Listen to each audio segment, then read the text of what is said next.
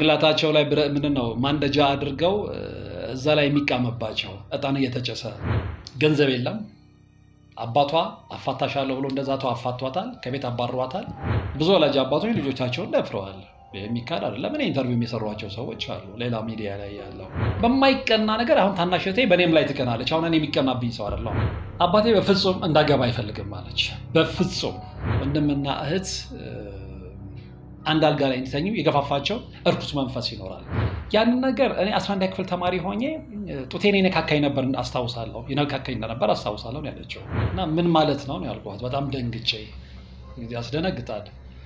የአባቴ የድብቅ ሚስት ነው ማለት።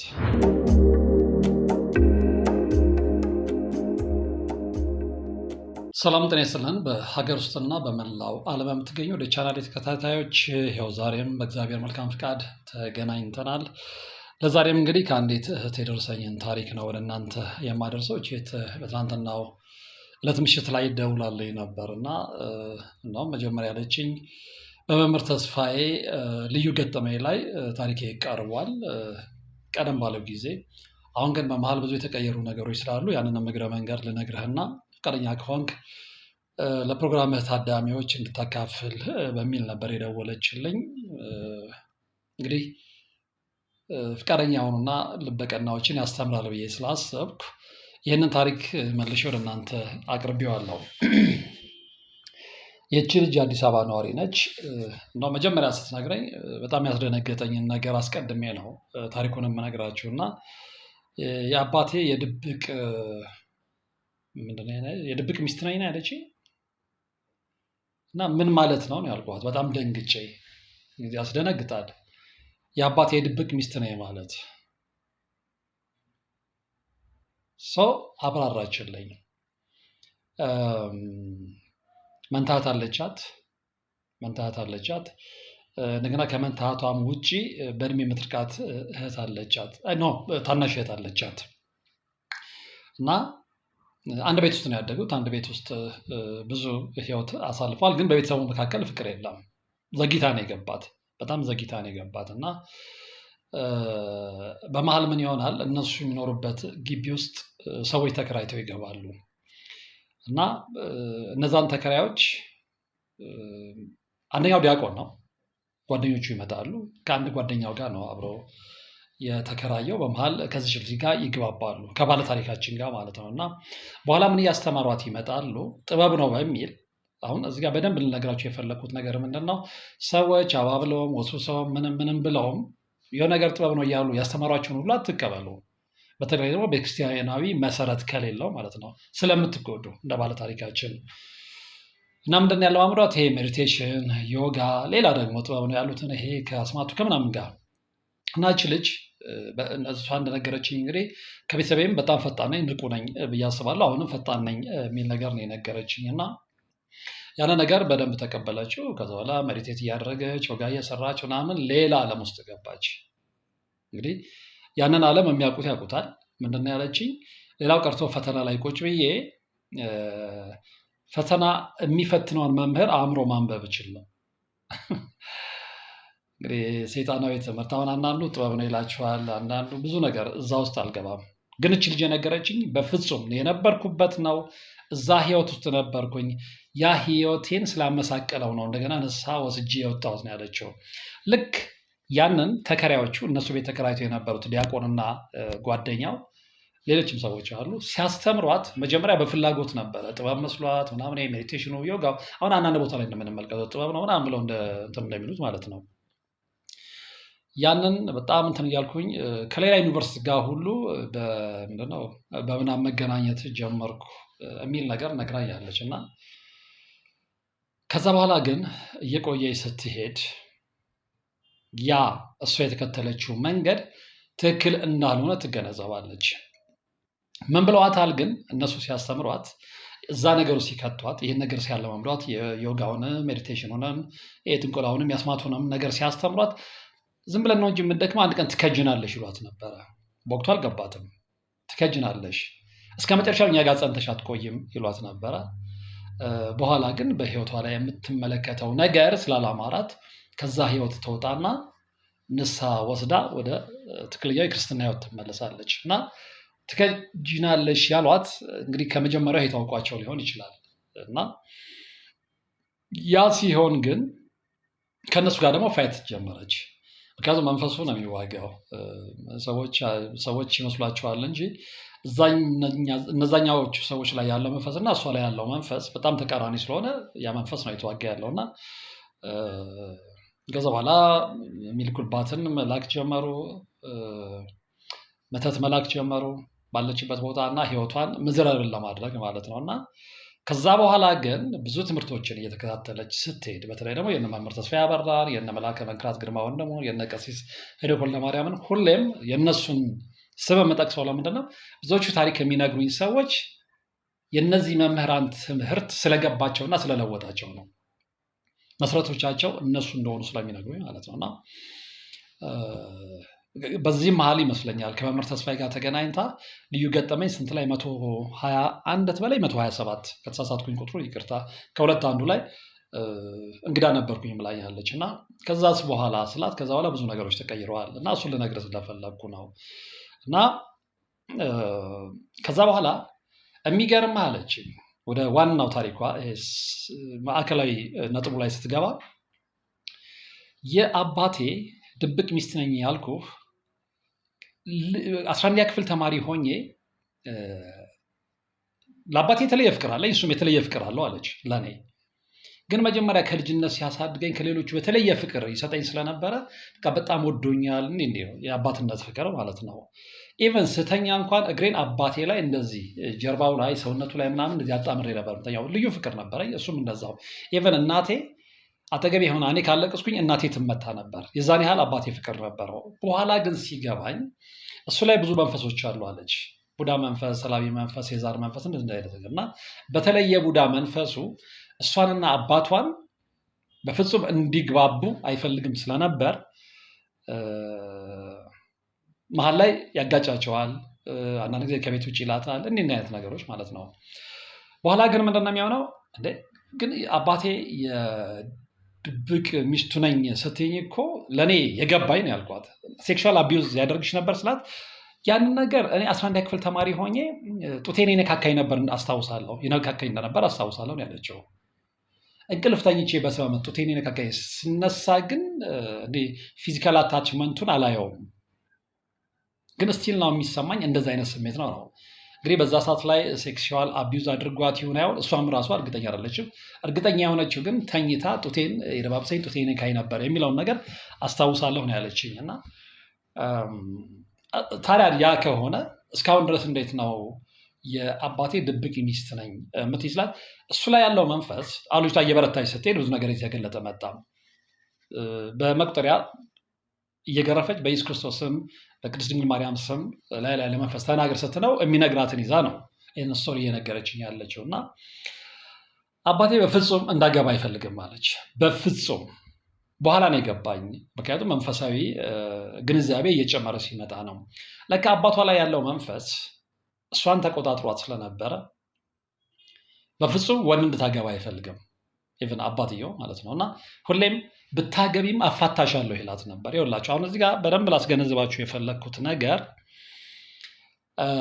ቤታችሁ ውስጥ እንደዚህ መንፈሳዊ ችግር ካለ የፈለገ ቤተሰባዊ አታችመንቱ ቢኖር እርኩስ መንፈስ ቤተሰባችሁ ውስጥ ከተቀላቀለ ወይም ከገባ ጊዜ ጀምሮ አንዳንድ ጊዜ ይሆናል ብላችሁ የማታስቡት ሁኔታ እናንተ ህይወት ውስጥ ይከሰታል። ልክ እዚህኛው ባለ ታሪካቸው ላይ የተከሰተው ማለት ነው።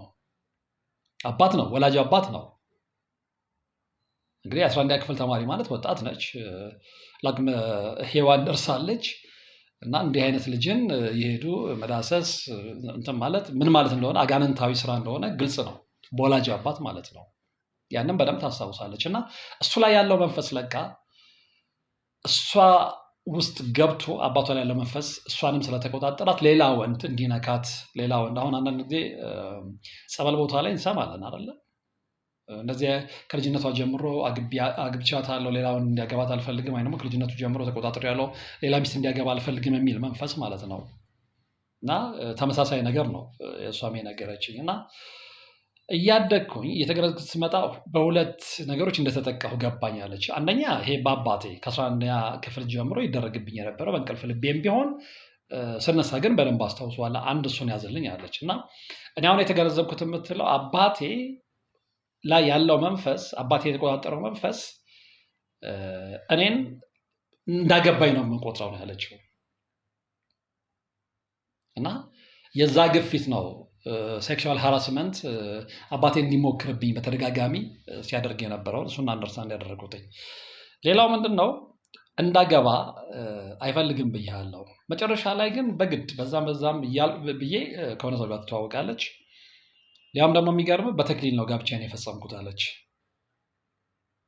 በተክሊልም አግብቼ ግን አባቴ ላይ ያለው መንፈስ የቡዳ መንፈስ ስፔሻሊ በፍጹም ያንን አይፈልግ ኖሮ አባቴ በአንደበት ሁሉ መናገር ጀመረ። አባቴ ደግሞ ከሚገርም በላይ ስለ መንፈስ አሰራር በደንብ ያውቃል አለች እና አፋታሻለሁ ይለኝ ነበር። መጀመሪያ ቀልድ ይመስለኝ ነበር አለች። በኋላ ግን በቃ ስለ ባሌ መጥፎ ነገር እንግዲህ በተክሊል የተጋባች ልጅ ነች። መጥፎ ነገር እያነሳ በተቻለው መጠን ለማፋታት ሞከረ። እሱም ብቻም አይደለም እኔ ላይ መንፈስ መላክ ጀመረ። ባለቤቷም ላይ መንፈስ መላክ ይጀምራል። እንዲፋቱ እንዲለያዩ እንደተዛተው ማለት ነው። በተክሊል የተጋቡ ልጆች መበጣበጥ ይጀምራሉ። በኋላ የሱ አይ ቲንክ የባሏን ቤተሰቦች ጣልቃ መግባት ይጀምራሉ እና የሁለቱ ድምር ውጤት ተጋቢዎችን ሰላም ይነሳቸዋል። ከዛ በኋላ ባለቤቷ ወደ ውጭ ለሄድ ፕሮሰስ ሲጀምርና ወደ ውጭ ሲሄድ አለችኝ። እሷ ነፍሰ ጡር ነች። የስንት ወር ትበለኝ? የ8 ወር ትበለኝ? የ7 ወር ነፍሰ ጡር ነች። እንደዛ ሆና ቤተሰቦቿ ቤት ከአቅም በላይ ከባለቤቷ ጋር መግባባት ሲያቅታት በየጊዜው ጭቅጭቅ ሲሆን በየጊዜው ዱላ ሲበዛ ተመልሳ ቤተሰቦቿ ቤት ትገባለች። በዚህ መሀል ምንድን ነው የሚሆነው? ባለቤቷ ፕሮሰስ ጨርስና ወደ ውጭ ይሄዳል።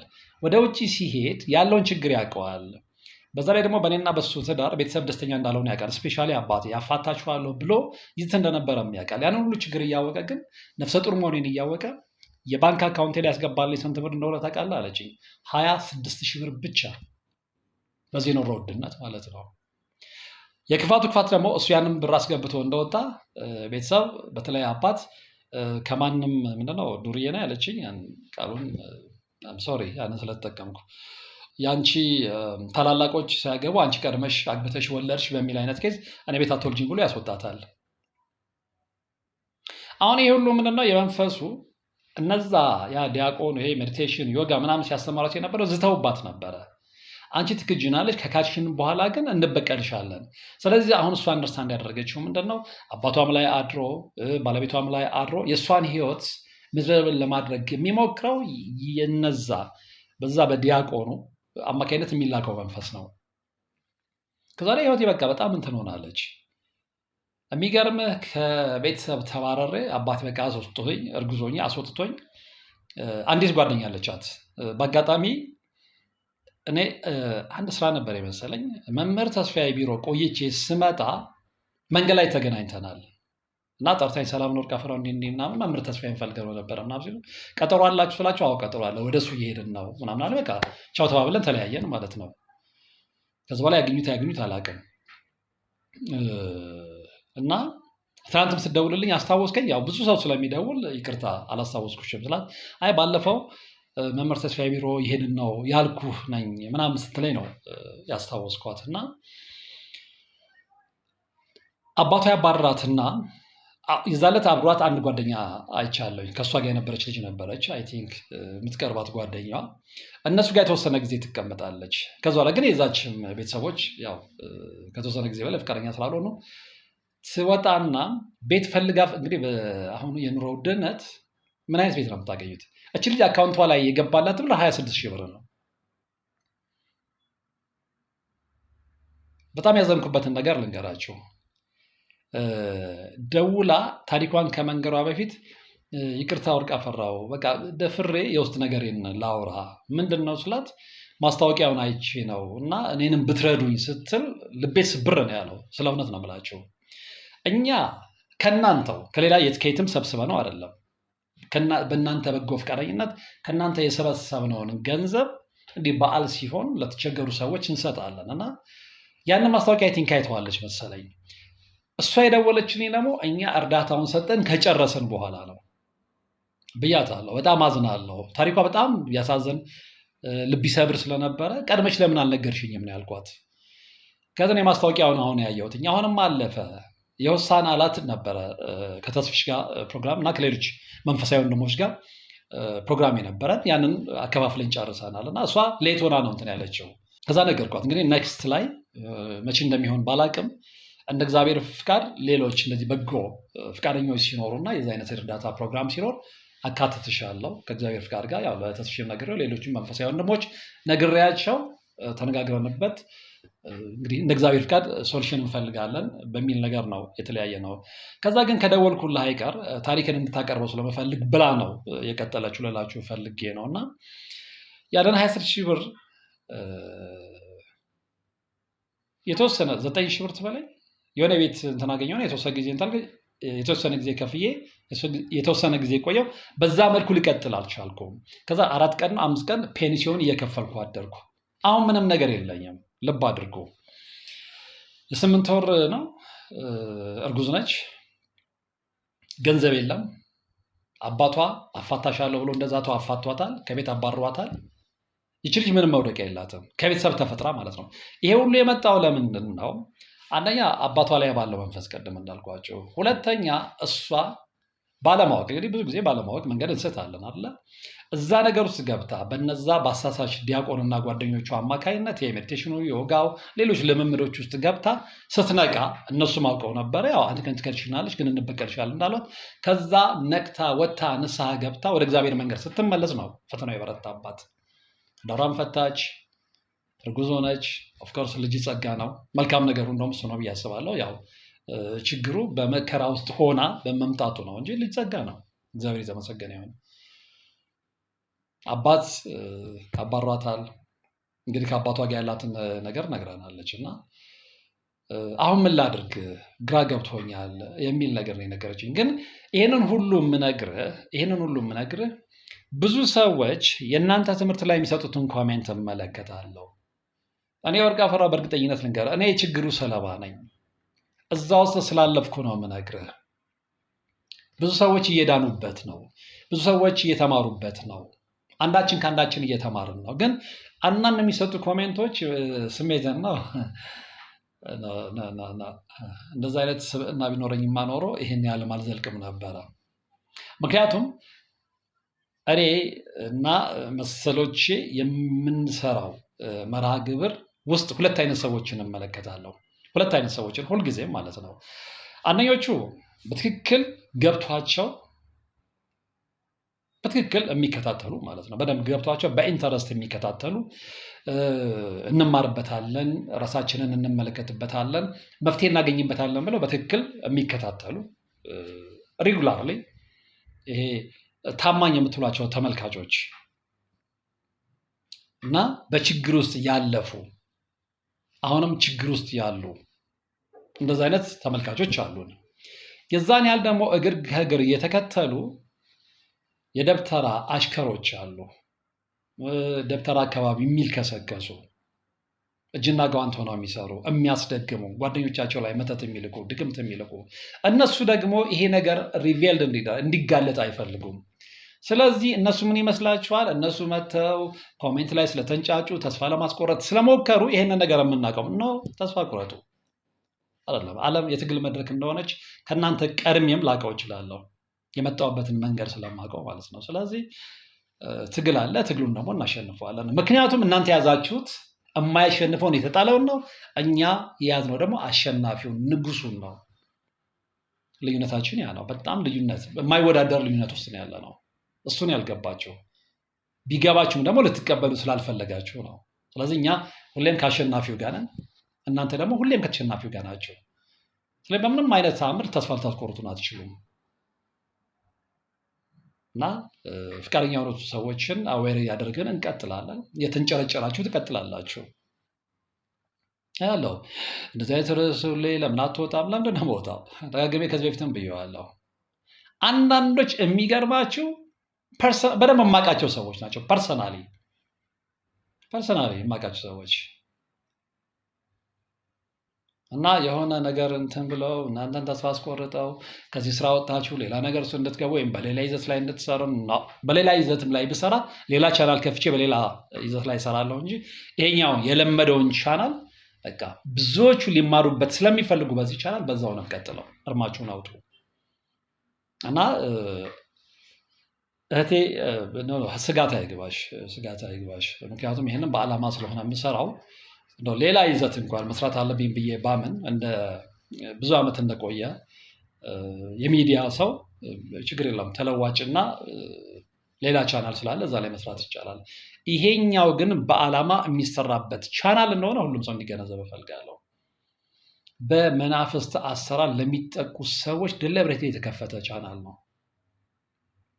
በተለይ ከጊዜ በኋላ ማለት ነው። ኦፍኮርስ መጀመሪያ ሲጀምረው ከበፊት ሰራባቸው ከነበሩ ሚዲያዎች ይሄ የመጣሁት ነገር ነበር። የሆነ ነገር ሲገባኝ እኔ ላይ የደረሰ ነገር ስመለከትና ብዙ ሰዎች እየተጎዱ እንደሆነ ሳቅ፣ በተለይ ደግሞ ከመምህር ተስፋዬ አበራ ጋር የወዳጅነት ስሜቱ እድሉ ሲፈጠር ብዙ ነገሮች እየተገለጹልኝ ከዚህ ብዙ ነገር እየተማርኩ ስመጣ ነው ሰዎችን ማዳን ይቻላል፣ ሰዎችን ማስገንዘብ ይቻላል፣ ሰዎችን ማስጠንቀቅ ይቻላል።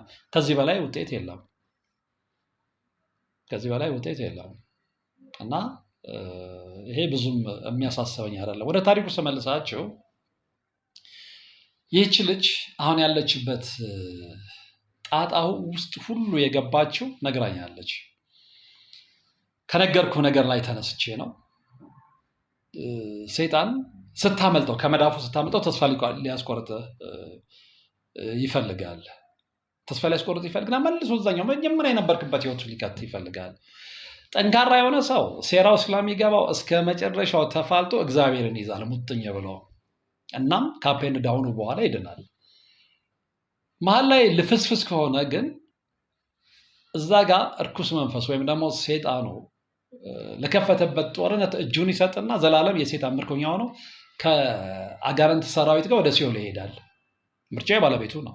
ስለዚህ እዚያ ቁጭ ብለን የምንጮኸውም ነው ያኛውን መንገድ አትከተሉ ይሄኛውን መንገድ ተከተሉ ለማለት ነው።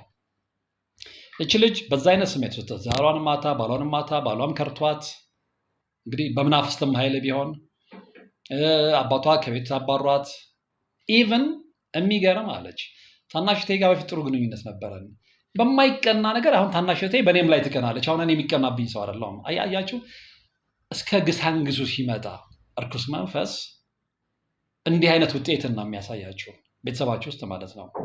በጣም የሚወዳችሁ ወንድማችሁ እንዲቀናባችሁ፣ በጣም የምትወዳችሁ እህታችሁ እንድትቀናባችሁ ከመሬት ተነስታ አሁን አንዳንዱ ከመሬት ተነስቶ እንዴት ነው አይደለም ውስጥ ያለውን ነገር መርምሩ።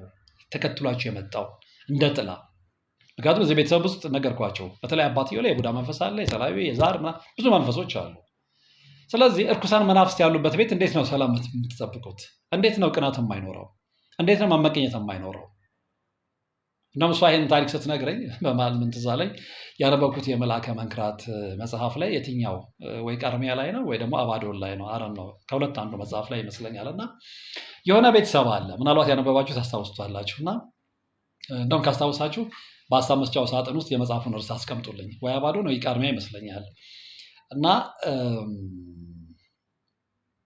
ቤተሰቡ ሲለያይ ከርቀት ሆኖ ይነፋፈቃል። በሆነ አጋጣሚ ግን ተነፋፍቆ ካልተገናኘ ምናምን ብለው ሲገናኙ ደግሞ የሚስተዳደቡ ስለ ውሻ የተባሉ እና መጀመሪያ እየሳቅኩ ነው ያነበብኩት። በኋላ ግን በቃ በዚህ ነገር መሳቅ እንደሌለብኝ አንደርስታንድ አድርጌያለሁ። ምክንያቱም ብዙዎቻችን ስላልገባን እነዛ ሰዎች ያንን ነገር ያውቁታል ወይ? በናፍቆት ተነፋፍቀናል ወንድሜ ምናምን ተባብለው እንግዲህ በጣም ቤተሰብ ወንድማማቾች ናቸው። ሲገናኙ ግን ሁሌ ስድባቸው ውሻ ነው። ለዚህ ነው መንፈስን መርምሩ የምንለው። አሁን አንዳንዶች ቤታችን ውስጥ የሚፈጸመው ነገር ከአእምሯችን በላይ የሆነና ዝም ብሎ እኛ ላይ ድለቢስ ስለሆነም ብቻ የተጫነብን ይመስለናል። ነው አይደለም። ለዚህ ነው ልክ እንደዚህ አይነት ነገር ሲመጣ ቤቴ ውስጥ እርኩስ መንፈስ ገብቷል። ምንድን ነው?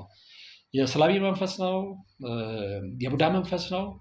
ይዛል ምንድን ነው የሚለውን ነገር ማጣራትና ማወቅ መድረስ አለብን። ከቤተሰብ የመጣ ከባዳ አምልኮ አለ፣ ወሰንጋላ አለ፣ አዳልሞት ያለ ይመለክ የነበረ ዛር አለ። ይህንን ፈትሸን ካላገኘንና ውጤቱ ላይ የማንደርስ ከሆነ በህይወታችን ውስጥ እየተከሰተ ያለውን ነገር እንኳን ልናቅ አንችልም። ለዚህም ነው ይህንን እወቁ እያለን የምናገረው። የምትቀበሉ ስትቀበሉ የሚንጨረጨሩት ደግሞ በዛኛው ወገን ያሉት ናቸው፣ ያልወጡት፣ አሁንም ለአዳልሞት የሚሰግዱት፣ አሁንም ለነ ጠቋር የሚሰግዱት፣ አሁንም ጭንቅላታቸው ላይ ምንድን ነው ማንደጃ አድርገው እዛ ላይ የሚቃመባቸው እጣን እየተጨሰ እነሱ ናቸው ዘራፍ የሚሉት። ባህር ዳር ቁጭ ብለው ጫት እየቃሙ ከአጋንንት ሰራዊት ጋር የሚያስካኩት ናቸው ዘራፍ የሚሉት። እነሱ ይቀጥሉ ዘራፍ እያሉ፣ እኛ ደግሞ ወደ ሲኦል ለመሄድ ዝግጅት ላይ ያሉ ነፍሶችን በተቻለን መጠን ነው ይሄ የእናንተ መንገድ አይደለም፣ የእናንተ መንገድ የእግዚአብሔር መንገድ ነው ብለን በቻልነው አቅም በገባን አቅም እንመልሳለን። ሁሉንም ሰዎች ማስደሰት እንደማንችል እናውቃለን። ግን እግዚአብሔር ይመስገን 10 ሰው የሚከተለን 20 ሰው የሚከተለን 50 ሰው የሚከተለን ውጤት ነው። እግዚአብሔር የተመሰገነ ይሁን። እግዚአብሔር የተመሰገነ ይሁን። አንዳንድ ጊዜ ከምር ነው የምላቸው ከመምህር ተስፋዬ ጋር ሆነን ከእሱ ጋር ወይ የእሱ ተማሪዎች መጥተው ውጤት ሲናገሩ እንባ ነው የሚይዘኝ። ከምሬ ነው የምላቸው እና አንዳንድ ጊዜ እግዚአብሔር ከእሱ ጋር እንድንገናኝ የፈቀደበትን ቀን አመሰግናለሁ። እንደ አይነት ወንድሞችን የሰው ህይወት ለማዳን ምክንያት ሆኖ የተፈጠሩ ወንድሞችን ጓደኛ ማድረግ መታደል ነው። ከምሬ ነው የምላቸው። ከዚህ በላይ መልካም ነገር አለ እንደ የሰው ህይወትን ከማዳን? ራስን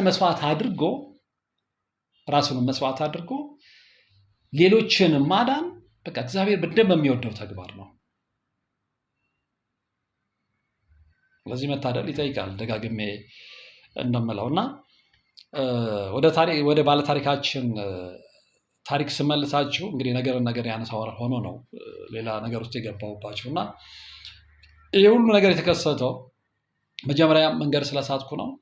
ሁለተኛ ደግሞ ቤተሰብ ውስጥ ያለው የእርኩስ መንፈስ ያመጣብኝ ጣጣ ነው ያለችው። ስለዚህ ተመልካቾች አንደርስታንድ የሚያደርጉ ከሆነ ወይም ደግሞ ለማድረግ ፈቃደኛ ከሆኑ መጀመሪያ ራሳቸውን ይፈትሹ። ሰላማዊ ህይወት መኖር የሚፈልጉ ከሆነ ቤተሰባቸው ላይ ሁሌ የሆነ ነገር የሚከሰት ከሆነ፣ ሁሌ ሰላም የሚጠፋ ከሆነ፣ ሁሌም ከአባታቸው ጋር የማይስማሙ ከሆነ፣ ሁሌም ከእናት ጋር ሁሌም ወንድምናት የማይስማሙ ከሆነ ራሳቸውን ይፈትሹ ነው ያለችው። ፈትሹ ሁሌም እንደምንለው ማለት ነው። ራሳችሁን ሳትፈትሹ ወደ ትክክለኛው መፍትሄ ሳትመጡ ግን ቤታችሁ ሰላም አትጠብቁ። በዓል ሲሆን ጭቅጭቅ ነው።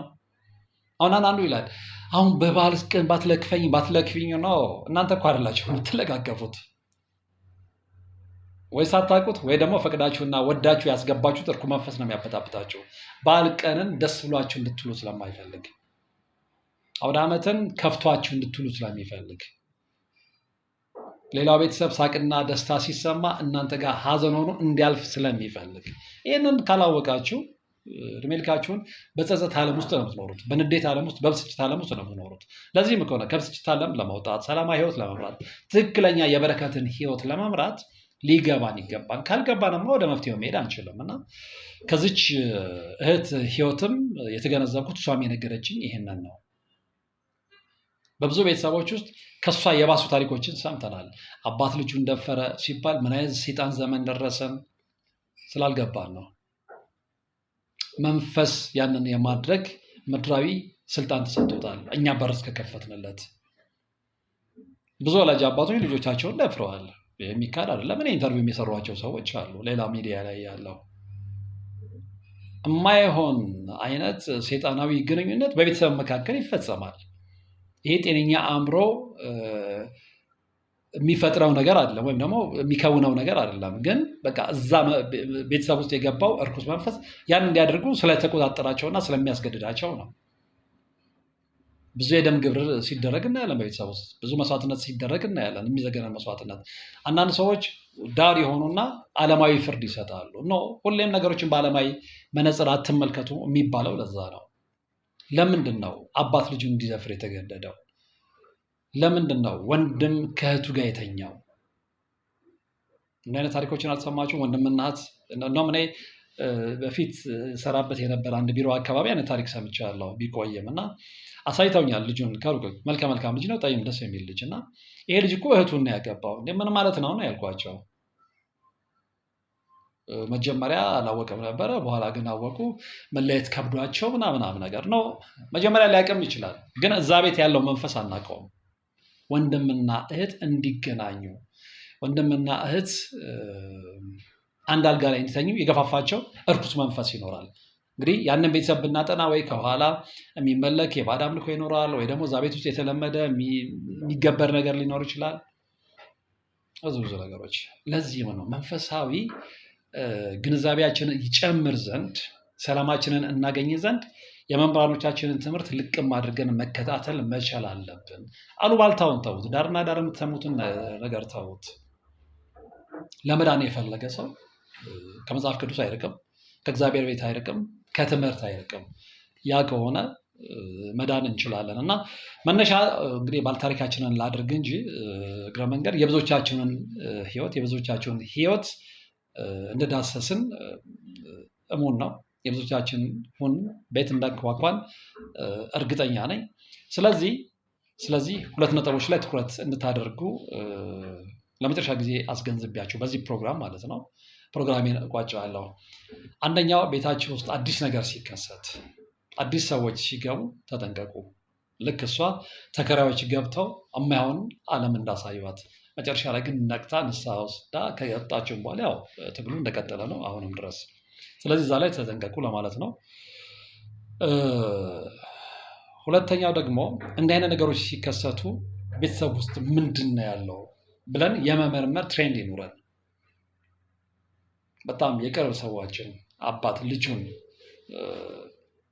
ሴክሹዋል አቢዩዝ ሲያደርግ፣ ወንድም እህቱን በልዩ አይን መከጀር ሲጀምር፣ እህት ከወንድሟ ጋር ፍቅር ሲይዛት፣ እንዲህ ብዙ ታሪኮችን እየሰማን አልፈናል። እና እንዲህ አይነት ነገር ያልተለመዱ ነገሮች በባህልም በእምነትም ያልተለመዱ ነገሮች ሀፕን ሲያደርጉ ቀጥታ ወደ ውስጣችን ነው መመልከት ያለብን። እዚህ ቤት ውስጥ እርኩስ መንፈስ ገብቷል፣ ስለዚህ የመጣው በዚህ በኩል ሊሆን ይችላል። ከዛ በኋላ ከኛ አቅም በላይ ሲሆን አባቶችን ማማከር አሉ። ጥሩ አባቶች፣ ገዳም አባቶች ጋር መሄድ፣ በጸበል በሱባኤ በጾም በጸሎት መጠየቅ እንጂ ሴጣን ከዚህም በላይ የሚያስከፉ ኃጢአቶችን ሊያሰራን ስለሚችል በር አንክፈት ለማለት ነው። ከዛሬ መርሃ ግብር ብዙ ነገር እንደተገነዘባችሁ ተስፋ አድርጋለሁ። በቀጣይ በሌላ መርሃ ግብር የምንገናኝ ይሆናል። እስከዛው ግን በያላችሁበት መልካም ጊዜ